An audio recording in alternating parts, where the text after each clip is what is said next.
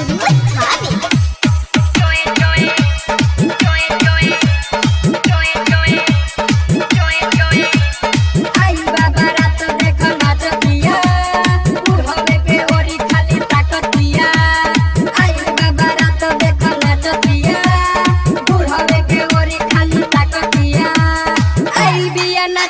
बंगाली लड़की देखी के जवानी दिले जला धरकी कुदी कुदी नाचेले तो हिले चौकी करे चोए चोए नीचावा से पकबत हऊ लौकी करे चोए चोए कुदी कुदी नाचेले तो हिले चौकी करे चोए चोए आई बाबा रात देखो नाचतिया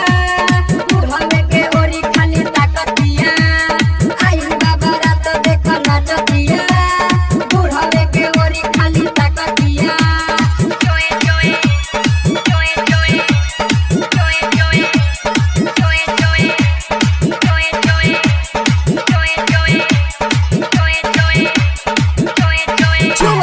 छरा के ले जाले हरकी देव 2000 तबे परकी खुदी खुदी नाचले तो हिले चौकी करे चोए चोए नीचावा से पकबत हऊ लौकी करे चोए चोए खुदी खुदी नाचले तो हिले चौकी करे चोए चोए आई बाबा रात देखो नाचतिया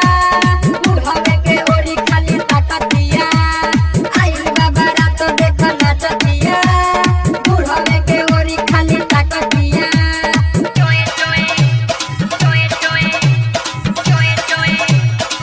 मिक्स बाय किस्मा रिकॉर्डिंग स्टूडियो थाने।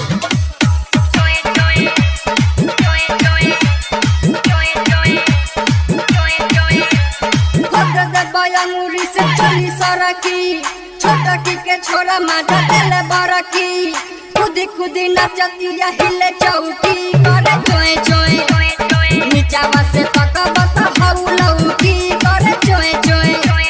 खुदी खुदी नाचतिया हिले चौकी करे चोए चोए आई बाबा रात देखो नाचतिया बुढ़वे के ओरी खाली ताकतिया आई बाबा रात देखो नाचतिया बुढ़वे के ओरी खाली ताकतिया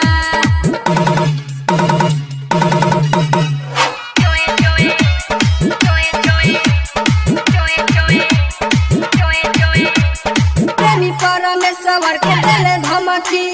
भुवर भोजपुरिया पकड़ बमकी दीपक दुलरुआ जी जाले सनकी करे चोए चोए